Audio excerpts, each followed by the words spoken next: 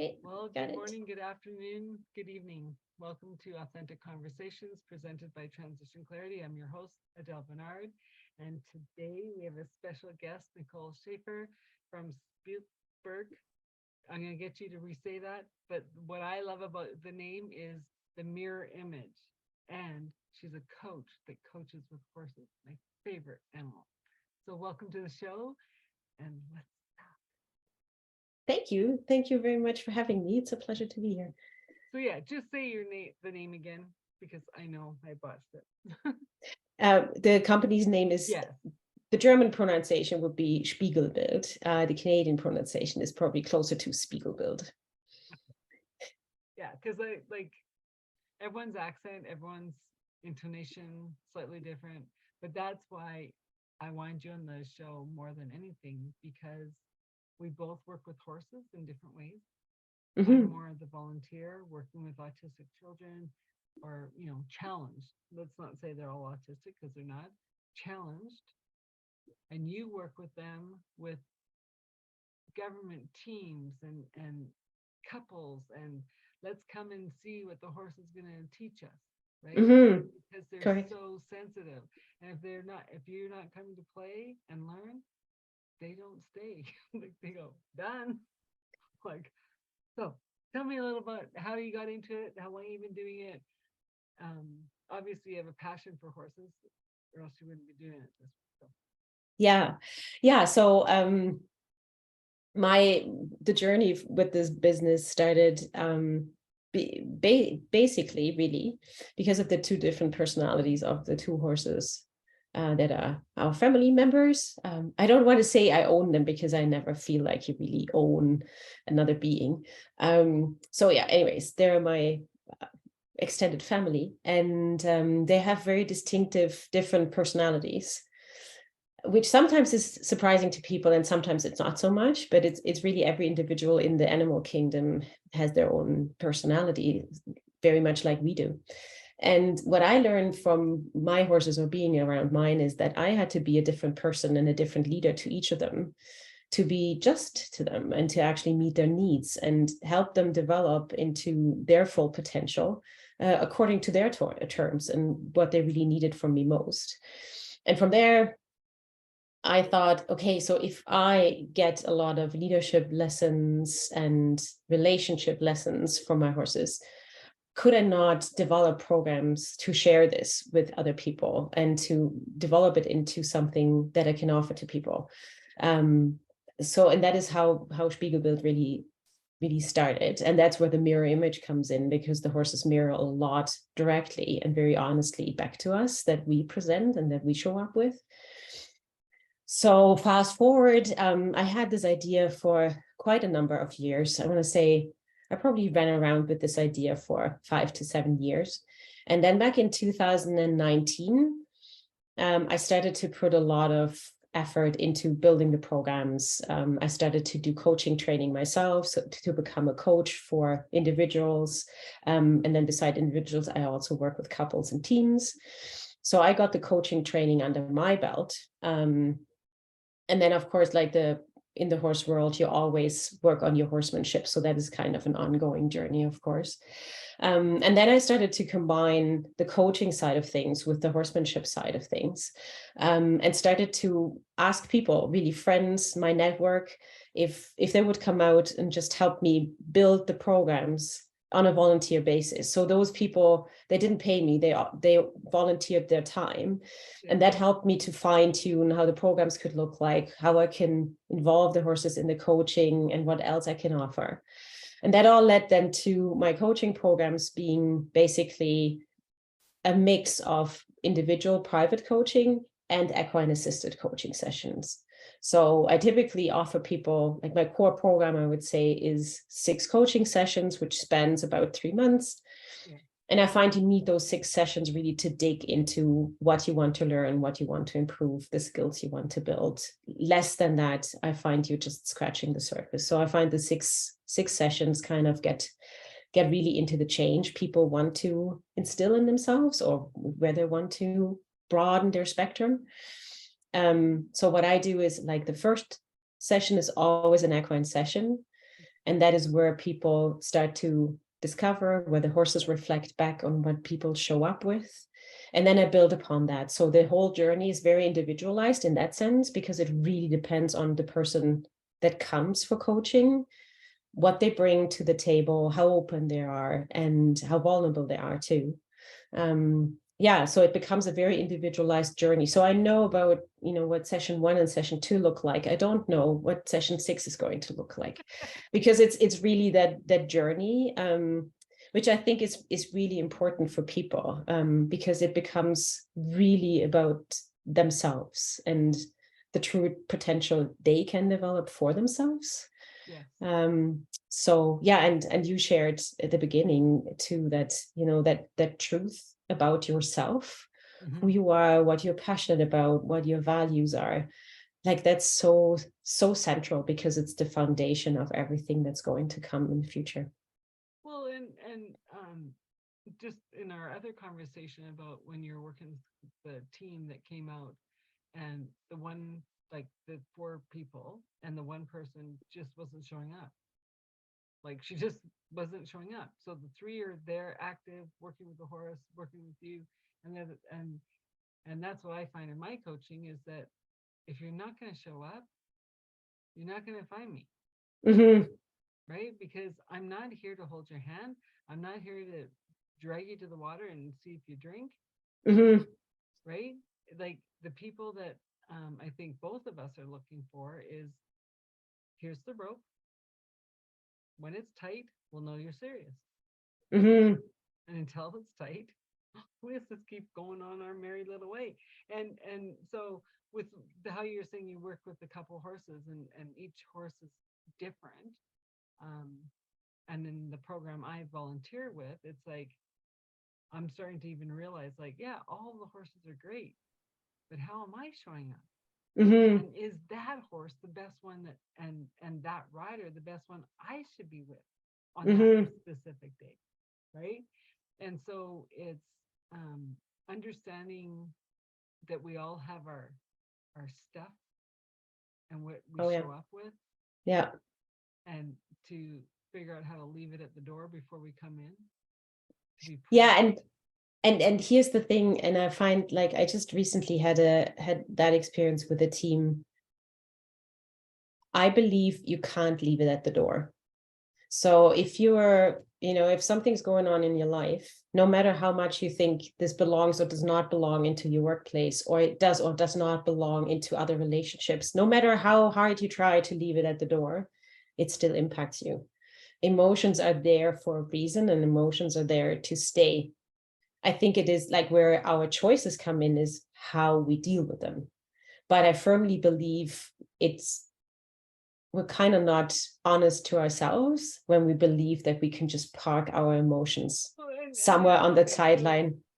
Yeah, well, I guess, and I don't know these people, and anyone's listening, I don't know these clients of yours, but I'm just saying, like, that person who is being dragged, like, and these are my words, this isn't what happened, but it's like, if you're coming as a team and 3 are carrying the 4th leg,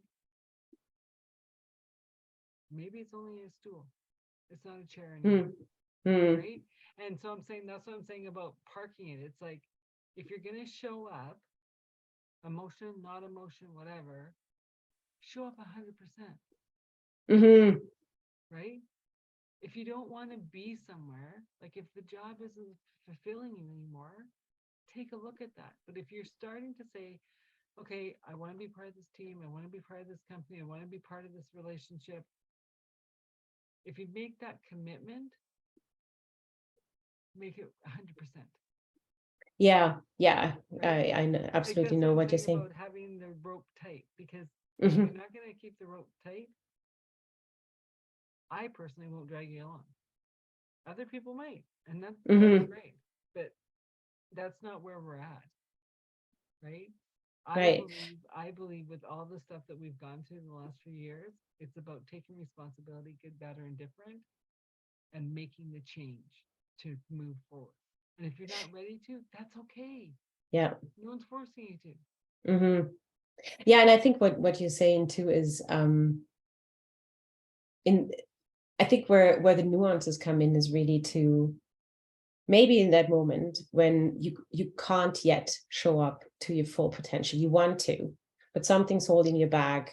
Maybe there's some, past negative experience that triggers something. I think if it's like showing up for your team is to be open about that, to learn to share about why you feel like you can't show up. Maybe you're anxious. Maybe you feel insecure. Maybe you feel like there's something you want to say, and it's like a matter of how do I say it so I'm best understood. So it's like sharing those insights instead of fading and Well, being passive about it. and it's very vulnerable, right? Yes. Because to show up, you're bringing in all your dirty laundry that has nothing to do with the coworkers. Mm-hmm. You're starting to say, well, maybe my upbringing wasn't so good. Maybe that last relationship as in wasn't so hot, right? But the coworkers are saying, we're coming to coaching.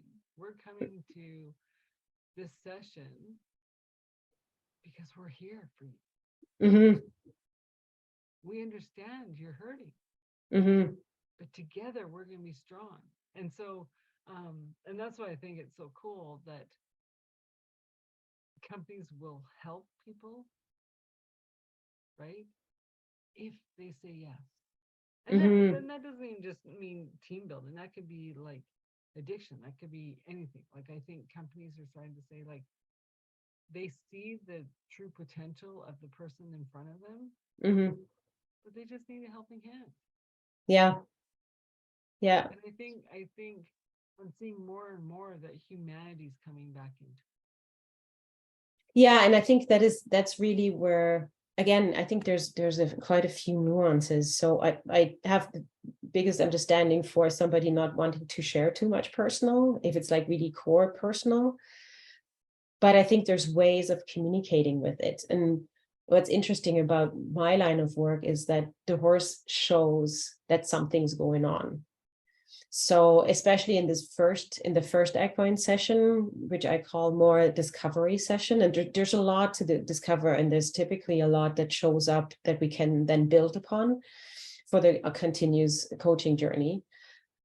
If there is energy that is negative or it's loaded in a negative way, the horse will very clearly communicate about that energy being there.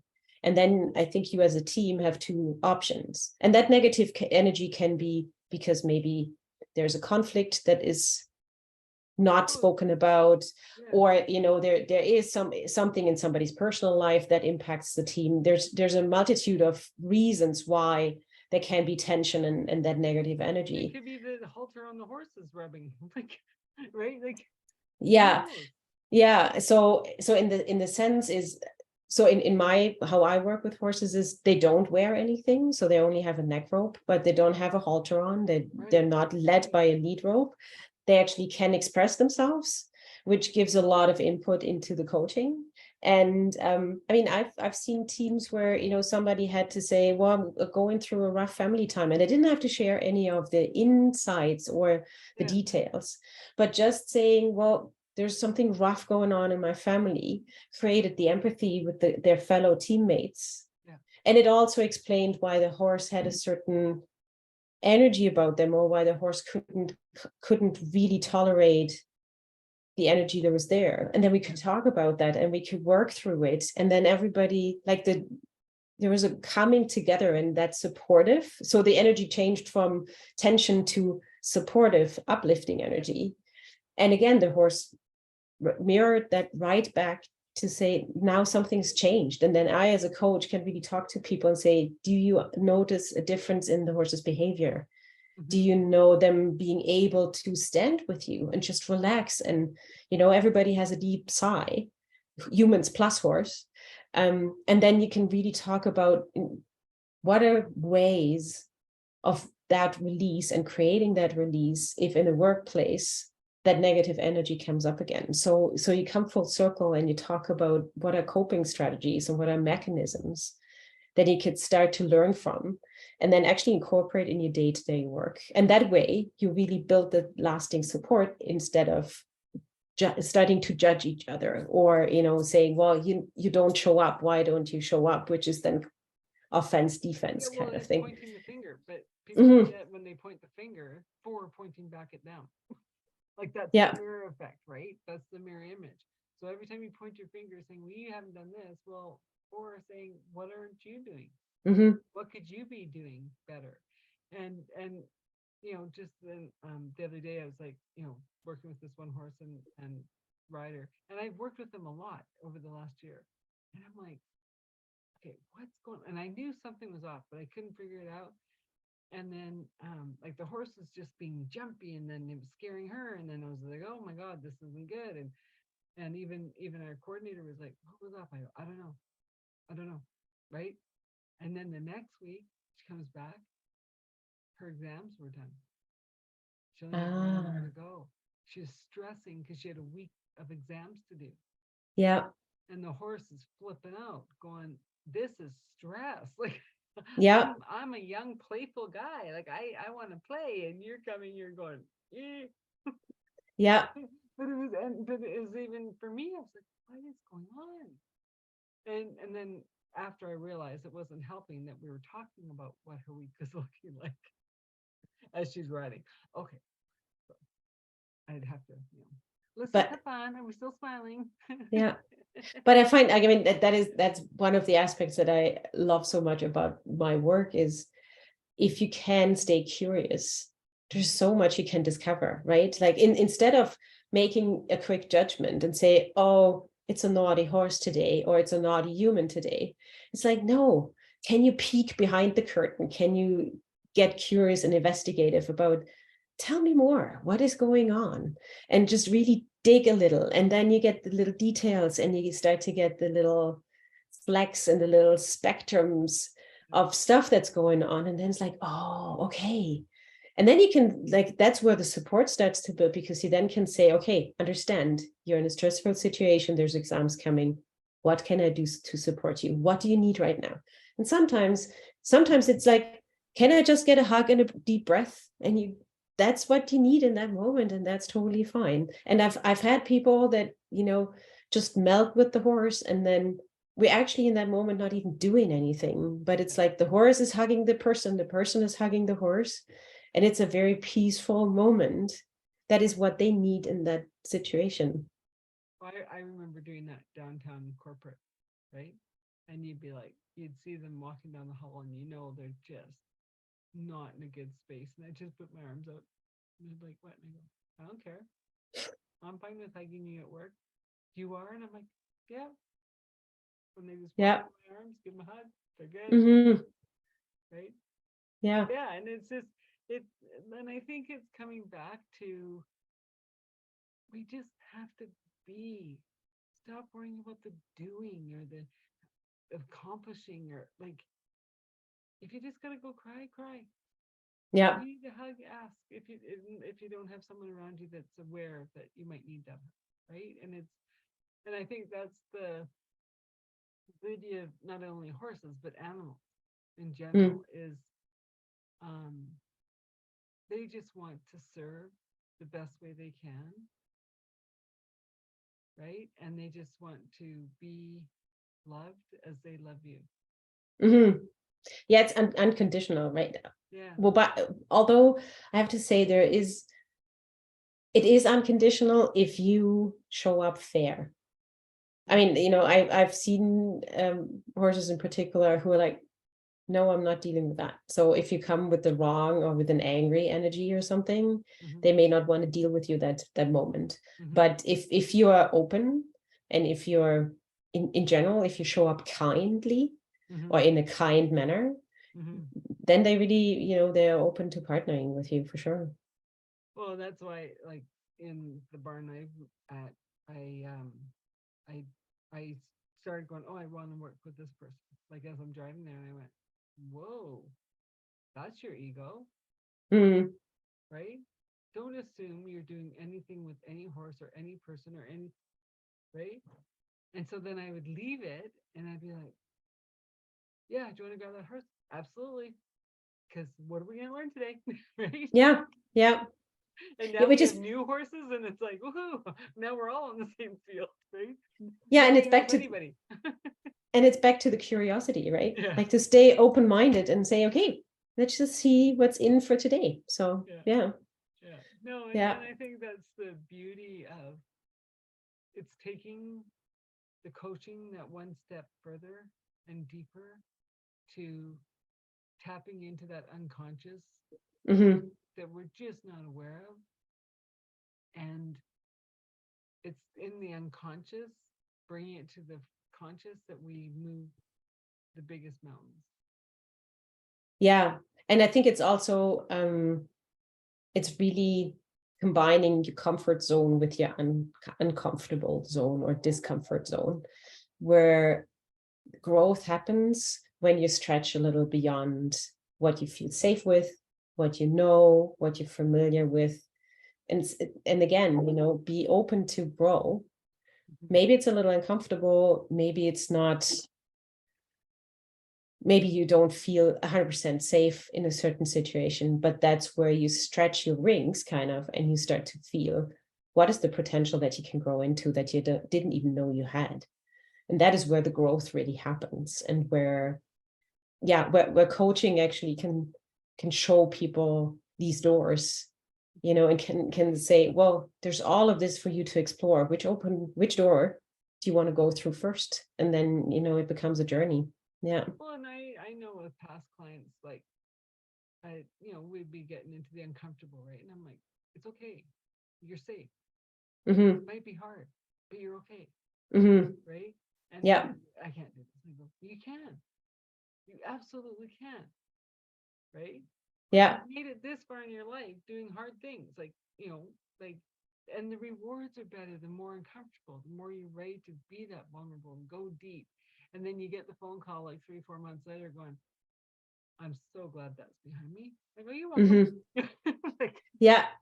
like, Yeah.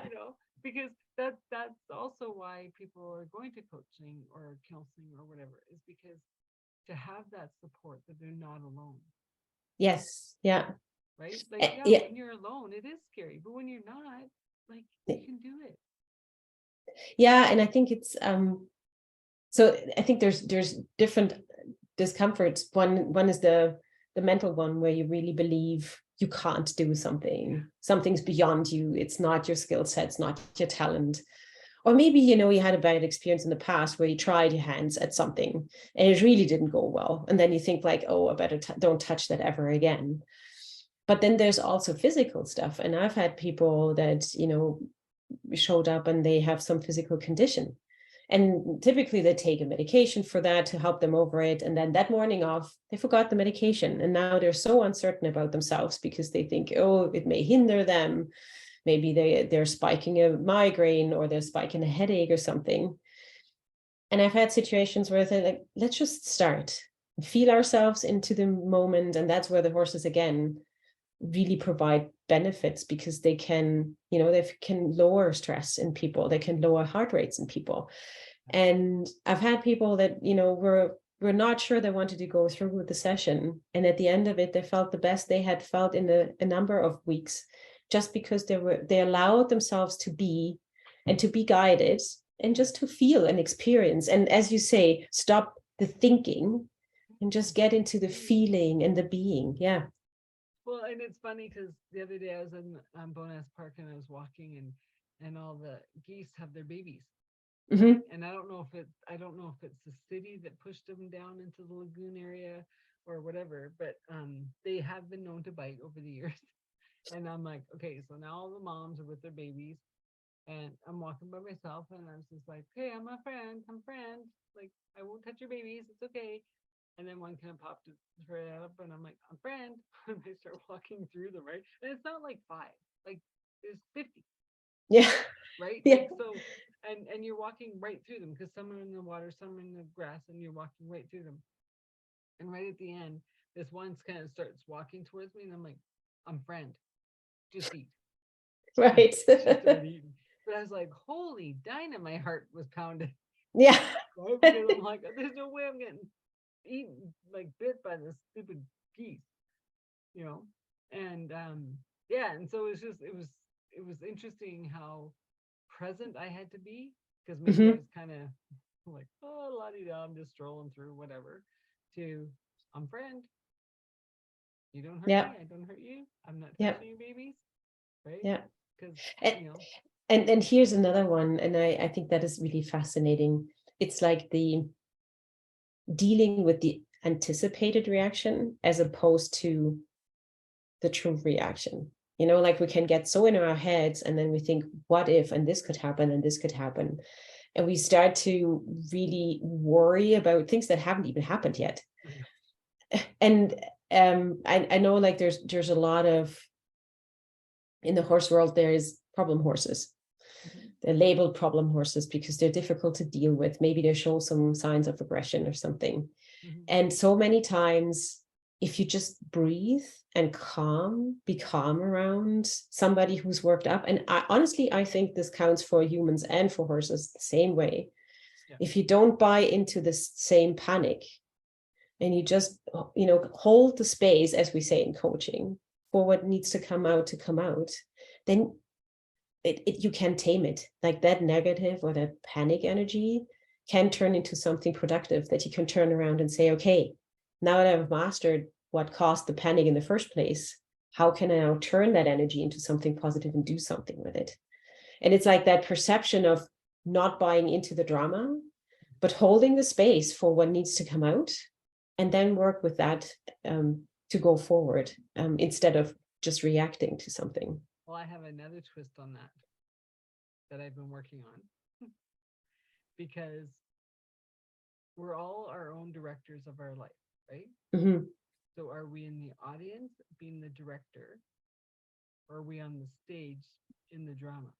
And if we're on the Mm-hmm. stage, we're not in our body, Mm-hmm. right? We're not in our oneness with the oneness when we're on the stage. We get caught up in all the drama. Mm-hmm. And so I I've been caught lately quite a bit. And I was like, I'm not in the drama. And I'm like, well, by saying you're not in it, you are so thick in it, you don't even see that you're at the back of the stage. Mm. Right. And so Right. it's that, like when clients show up and they're just like frazzled, right? Yeah. You just hold the space. And they're like, what? And I go, I'm holding the space until you physically, mentally, emotionally, spiritually show up. Nothing can happen, Mm-hmm. because we need all four parts of us to be here at once. All four. Mm-hmm. Or else it's a Yeah. waste of my time, it's a waste of your time. Because I'll talk, you won't hear. You'll talk, I'll hear it, but you won't know what you're saying. Mm-hmm. So until all show up, and whether it's 2 minutes, 5 minutes, 20 minutes, it's okay. It's what needs to Yeah. be. Yeah. And that's where I think the horses, or animals in general, are so good at being present. Yes. And they require you to be present, Yeah. because at the same time, like they are present, they're reading what's in front of them, or they're, reacting and reflecting on what's in front of them. And they provide this honest feedback in the moment. And then if you become head driven, where you start to overanalyze what's happening, you leave the presence in that moment. And then the horse is like, I can't connect with you because you're not here. And you can see in the reaction of a horse whether they feel the connection, Mm-hmm. which is the human and the horse are both present in the moment, Mm-hmm. or you see actually when the connection fades, because the human gets too much into the thinking space, too much into analyzing. And what I find so valuable about this work too is you can reconnect with your intuition. Sometimes you just have an intuition about what to do next or how to move in a certain way. And then we're so conditioned to always be, like, we're so head driven on a day-to-day basis that we sometimes lose the connection to our intuition. And this way of coaching, I find, really helps people to reconnect with that. There's another source of intelligence really that you have, that you can work with and move into and make your friend, and make your power. And if you do that, and if you work with intuition, I also believe you connect better with humans. So it's kind of, it's this, again, a full circle of connecting with the bits and pieces that make you whole. And how can you show up with all of that together instead of, using your head a lot, but leaving your heart and your gut out of the equation? Well, and so you did your training for coaching later in life, but have you always been a coach without the piece of paper? Good question. I think something that I've been always really curious about is asking why. Like, I love the question why. So I think I just by That's why nature. we connect. I got the why, like why, and I did not grow out of it at 2. No, so I love that. So I think I'm by nature a very curious person, and I've always believed that we can learn if we're listening and if we're willing to be curious and to just look around us. I think we can learn a lot from other beings, whether those are two-legged humans or four-legged or winged, doesn't matter. And so maybe I'm not sure that I've been accessing the coaching necessarily, but I think I've been accessing the curiosity to learn about myself. Yeah. So yeah, like the intuition. And when I can share that my gut feeling is right 100% of the time. No matter how, so if my gut feeling says, don't do this, and I rationalize it out of the way, because I think, no, on this face of it, it is a really good idea. Yeah. In the end, my gut feelings always, he told you so. So, so yeah, I would say it's been a good one. In some of the coaching I use is the human design process, and with the knowing, right, or the why, back up. With the why, it's the knowing. That's the gut. Like because I'm asking the question why, I haven't gotten to the understanding that it's done this way because I know it's done this way. And we know things because we ask the questions, we're curious, but once it clicks, it doesn't matter how you know. Because we've done the why, like for how many times, and then all of a sudden it's like, click, I know. Well, how do you know? Doesn't matter. I know. Right. And yeah, so it's really interesting. And when I learned that, it was like, well, that explains a lot in my life, because people, well, who said it? I don't know. Then I don't believe you. And I go, shame on you. Like, like just because I can't say, well, Joe from accounting said that, whatever. Who cares? I know this is how we have to go forward. And if you don't want to know that that's how you can do it wrong, and that's fine. Yeah. And I think it's also like connecting to your intuition is an important lesson to learn, I think, if you want to grow as a person, because in the end, like, that is one of your cores. Like, there's many cores. You have a heart that tells you things, and then you have your gut feeling that tells you things. But I think it connects you to who you are and what really matters to you, what your values are and what your principles are. And I believe we can, bend those a few times in our lives, or, sometimes you can't just fully live to what your gut tells you or what your values tell you, because you have to adjust in the moment and you have to live with the conditions that are around you. But I think if you lose that too many times, it's not good for you, for your health. It's not good for your mental health, and it's not good for your emotional health. It's not good eventually for your physical health. So I think, connecting to that intuition and to what really matters to you and what makes you you is really important to stay healthy over the long term, and really, take care of your well-being. And how many people that were like, I know of like engineers who are doing the grind of engineering and raising families, that I'm like, but you don't like it. And they're like, what do you mean I don't like it? And I go, you don't like it. You're doing what was expected because you're good in math. Or like I said, you'd rather be doing pedicures. Right. Right. And it's like, no, and I, and this is before I even was coaching. I was just gonna say whatever. This is what I'm right. And a year or so later, you're right. I opened up my salon. I go, you're welcome.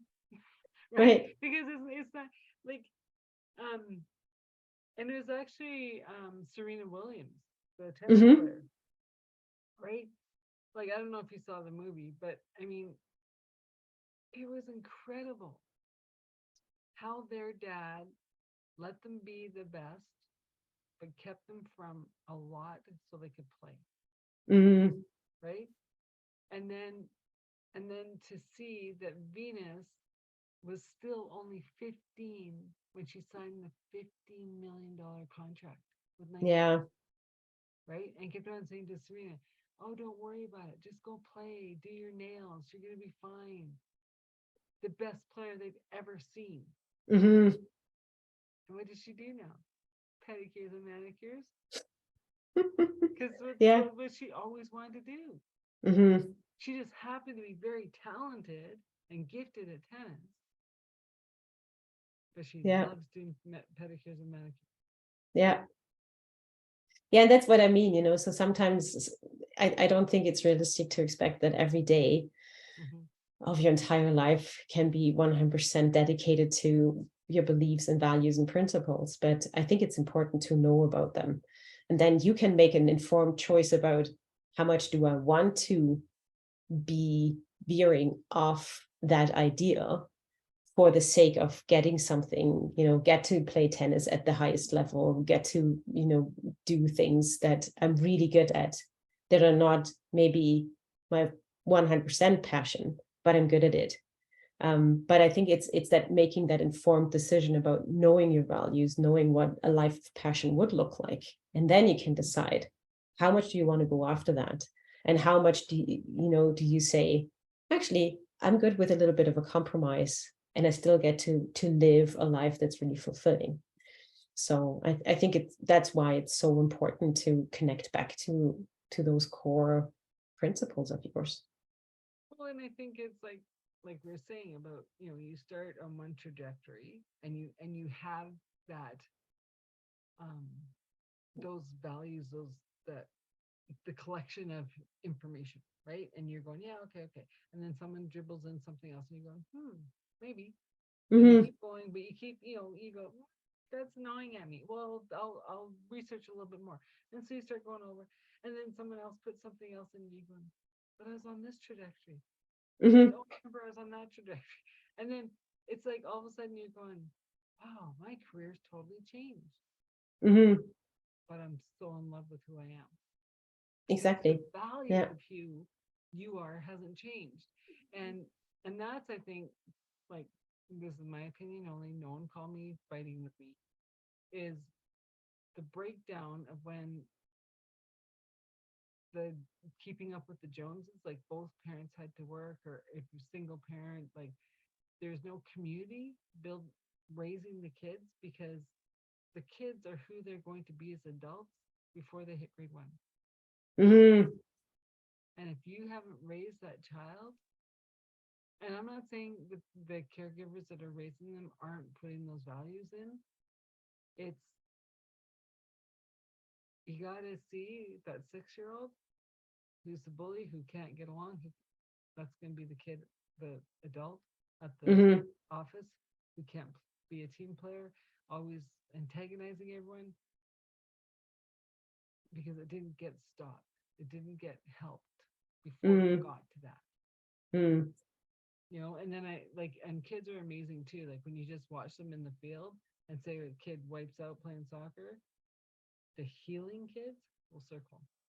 Yeah. I see it over and over and over. Even if they're not even friends, they don't know them, nothing. They're like, someone's hurt, the pack shows up. Yeah.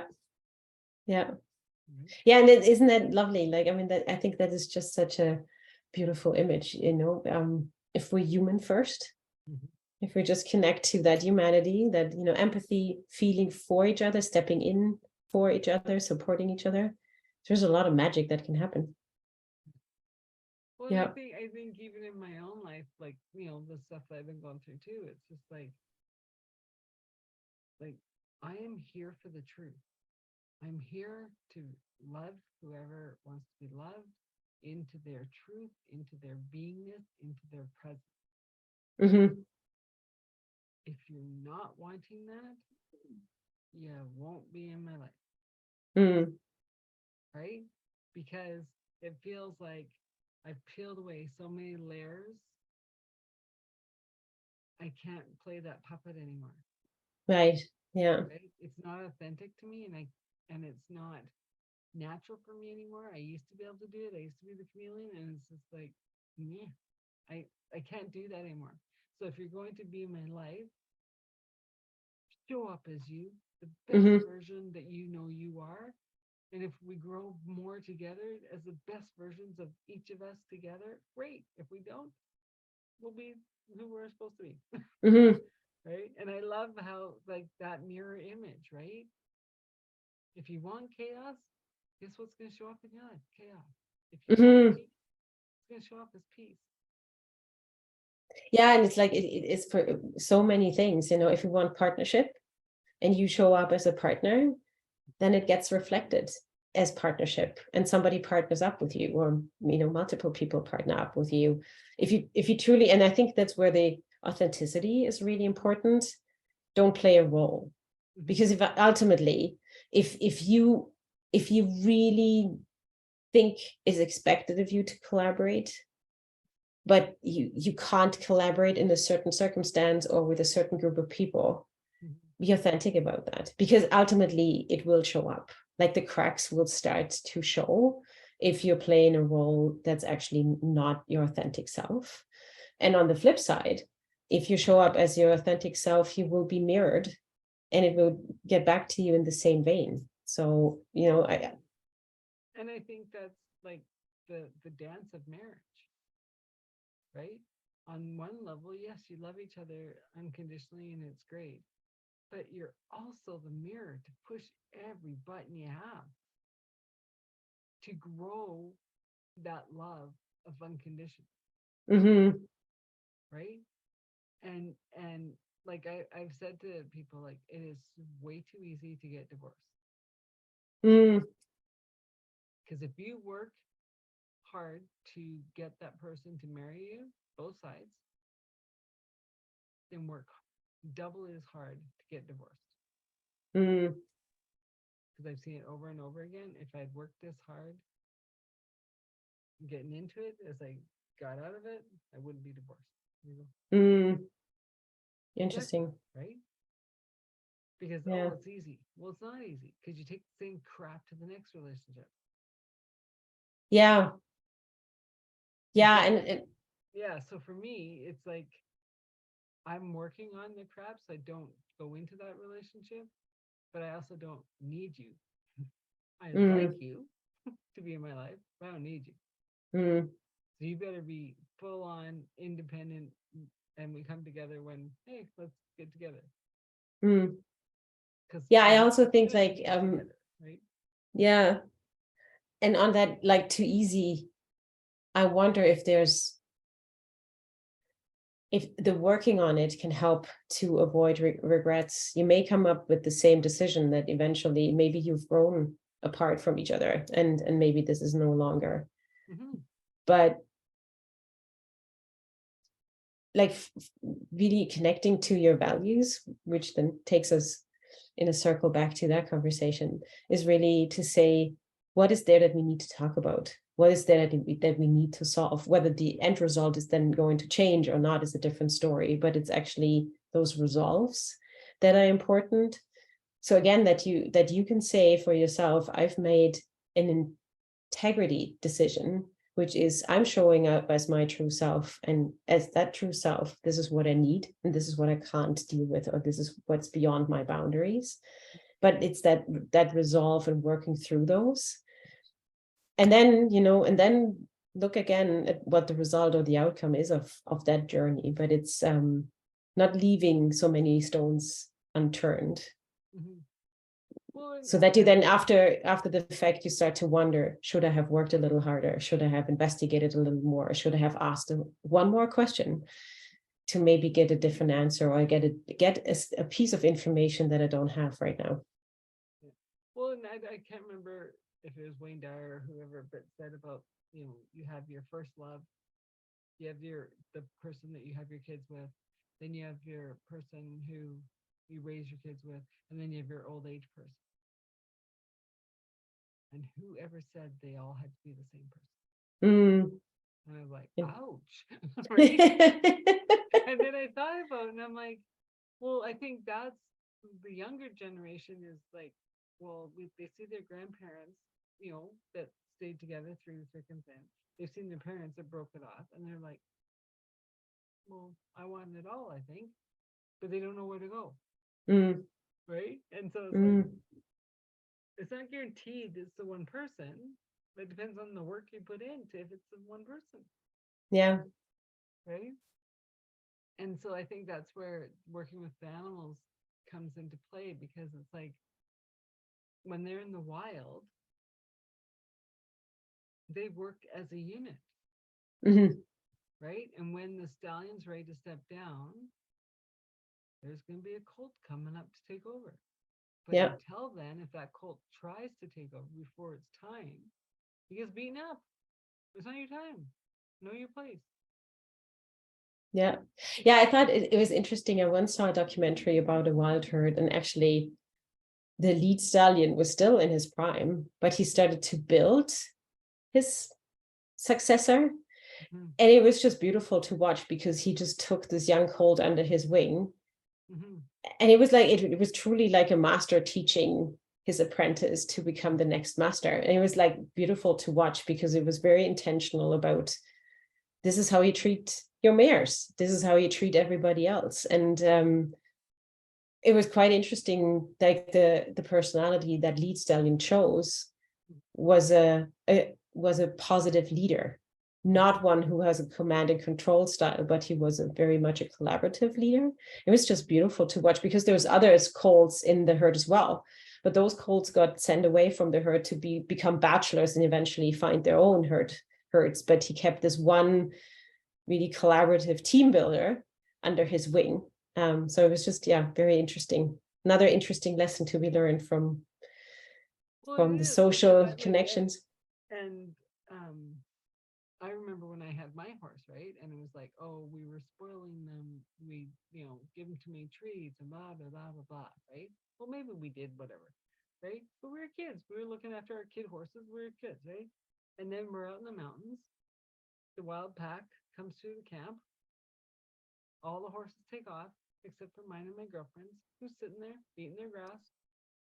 And I looked at the adults going, we spoil them, eh?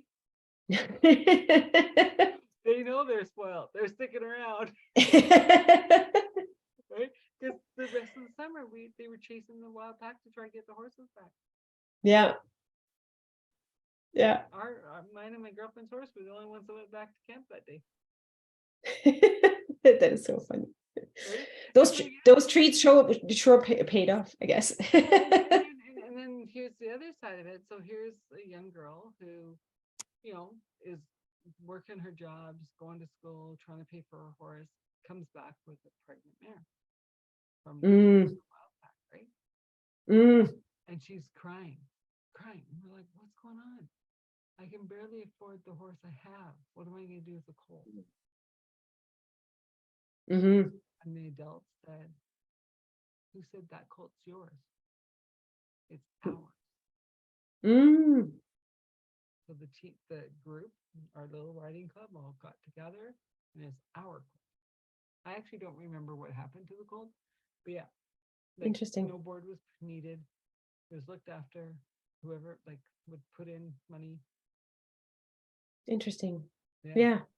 Right. And because we were all young kids, we didn't know. Yeah. We were just happy we could walk to our horses that were up on Nose Hill. And that the adults governing us as a body, oh, let's red tail cattle liner so we can go out to the mountains, or let's do these fundraisers so we can do it, right? So we had adult supervision in a way, but the kids kept the group going. Right. Interesting. We would come and have showmanship things and the rodeos to make money, and Mm-hmm. But it also reminds me of something that we talked about earlier, which is empathy, right? So the adults in that sense stepped up and said, you know what, you're not alone. You don't have to solve this all on your own. You don't have to raise the money all on your own. We're here to help and we're here to support you.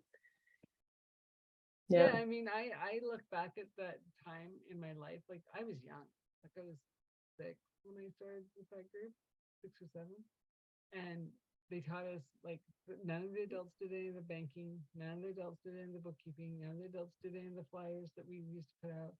Like we did it all, right? And they would be, well, really think about that, and I'm thinking about like how that helped me go into the workforce, and it's like. And even friends were like, "How do you know all this?" I'm like, "How do you not know?" Like, and I mean, granted, I mean, I grew up in a family of entrepreneurs, so I mean, I knew things that people just didn't know. But it was just like if anything, my horse brought me the gift of knowledge because I learned so much on that hill, right? And even when I go up there now, like I ran into a guy from Winnipeg, I think, and he was just talking, and I'd say, "Well, no, this," and he's like, "Wow, it's so interesting to have a person that actually knows something about this hill." Yeah, like I mean, it was our sanctuary until it wasn't.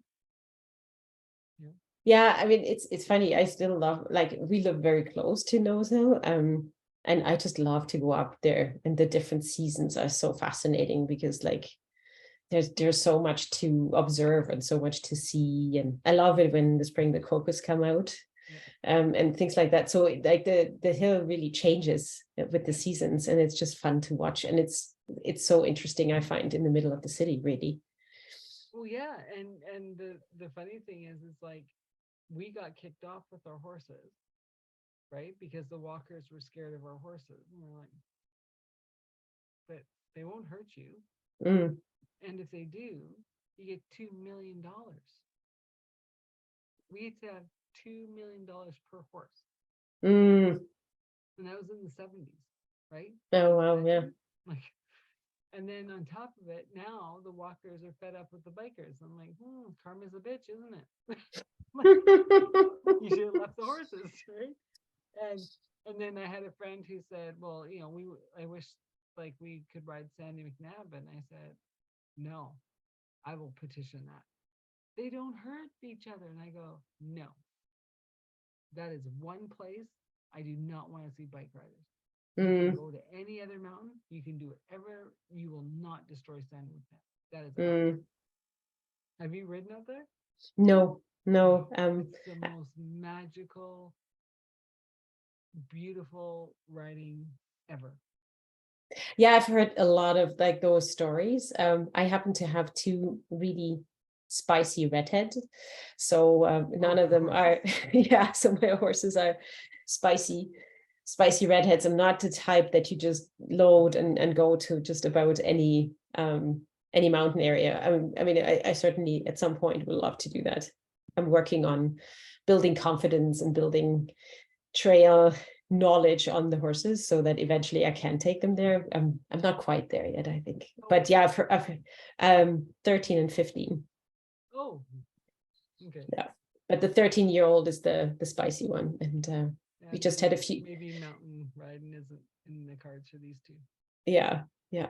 Like we spooked at another horse today that she's seen many times. So as long as we spook at, as long as we spook at horses that we've seen before, I think I should probably not point her out there. That's funny because the other day I was taking one of the horses out, and he kind of jumped, and the coordinator goes, whoa, bring him back. And I'm like, what? Oh, it was the door. And he slammed the door. And I'm like, what are you doing? He goes, we cannot have horses jumping because the door shuts. Like, oh, all right. Yeah. Like, and then another time, like the guy was underneath his truck working on it, and I saw him, and I figured the horse saw him, but he jumped because he did something, and I never even thought to take him back around. Yeah. Right? Yeah. So this is like we saw the horse from the other side, but then the way we were riding towards this horse was the horse was hidden behind his shelter. And then he perked his ears out, and mine lost her marbles for a second there. And then I had a good laugh in the saddle. It's like, this is a horse, you're totally fine. And then we walked by it, but yeah.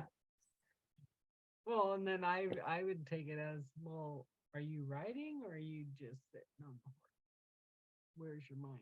Because I'd be like, the jolt would be not that the horse is scared of the other horse. It'd be like, hello, are you present with me? I'm like, no. I'm off figuring out 10 other problems. Just enjoying as you walk. Yeah. So funny. So as we're starting to wrap up, how would you like to sum up? How do I want to sum up the sum up? Like, what last minute things would you like to share with coaching with horses, the benefits, Yeah. we could talk forever. We understand what they can do, but Yeah. the person who doesn't. So I think what I would say is,